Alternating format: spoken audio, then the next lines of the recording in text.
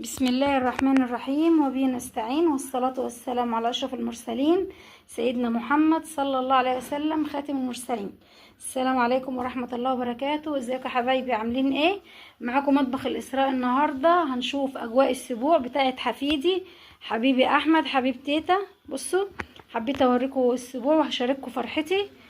دون الغربال هما خلوه بقى سرير دلوقتي، طبعا متنجد كده وليه ناموسيه. ودون العريس بتاع احمد، لما بتبقى بنوته بيبقى عروسه، لما بيبقى ولد بيبقى عريس. بصوا جمال العريس. طبعا هو بينور بس انا مش جنب النور دلوقتي. وده الفشار، طبعا بنعمل الفشار على ايدينا علشان خاطر ايه؟ يبقى مملح كده ويبقى حلو. بصوا انا طبعا مش مطلعه الكميه كلها، انا مطلعه لكم جزء كده من اللي احنا هنعمله مع بعض. بصوا طبعا دي الشوكولاتات والحاجات اللي بتتحط في السبوع. طبعا سوداني، وعندي جيلي وتوفي، شوكولاته بالقهوه، وشوكولاتات بقى مشكله كده. بصوا وطبعا عاملين له بلالين عشان نفرحه، وربنا يصلح حال الجميع كده، وربنا يوفق الجميع ويرزقكم بالفرحة اللي احنا فيها، وربنا ينبته نباتا حسنا ويخليه لوالدته ووالده ويفرحهم بيه يا رب، ويجعلهم الصالحين ان شاء الله. بصوا يا حبايبي اهو، انا عاوزه اوريكم العريس كده وهو منور. دقيقه واحده هديهولكم.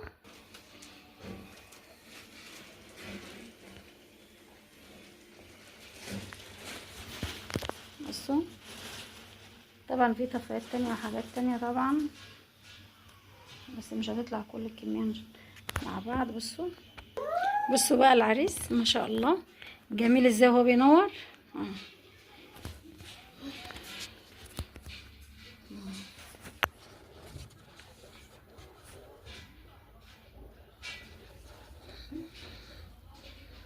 عريس الاستاذ احمد، ربنا يبارك يا رب، وعقبال اولادكم جميعا تفرحوا بولاد ولادكم كده وتشوفوا الفرحه اللي احنا فيها.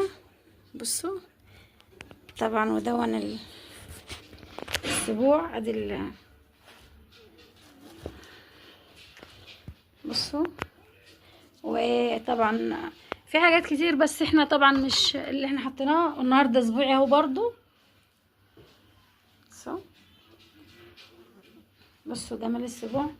طبعا دي عادات من عادات زمان، وطبعا اللي بيتمسك بيها دي بتبقى، لان اليومين دول يعني في ناس كتير ما بتحبش تعمل سبوع، يعني بتكبر دماغها، فطبعا دي فرحة وعقبال عندكم وتشوفوا الفرحة اللي احنا شايفينها دي، ويوفقكم جميعا ويوفقنا ويبارك في احمد كده لامه وابوه.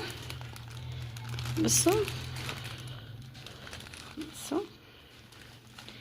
ايه رايكم؟ بصوا احنا طبعا عاملين له بلالين وحاجات كده خفيفه عشان نفرحه ونفرح ماما، وطبعا ده اول حفيد ليا فالفرحه طبعا مش سايعاني. بصوا وعقبال ابني بقى ماشي لابنه عشان خاطر ايه الفرحه تكمل كده. السرير اشيل لكم الناموسيه. بصوا هو دي مخده من جوه، ودي اجواء السبوع اللي احنا هنعبيها وهنشوفها مع بعض بقى. هنعبي السبوع ونوريه لكم بعد ما يتعبى كده ونفرح مع بعض. واتمنى منكم دعوه حلوه كده لاحمد وام احمد وابو احمد. ماشي يا حبايبي؟ يلا بقى اسيبكم واروح اعبي السبوع وارجع لكم تاني. ده الرز بلبن يا حبايبي اللي احنا عملناه بتاع المولود. بصوا جايبين علب كده اهو. بصوا وده السبوع ماشي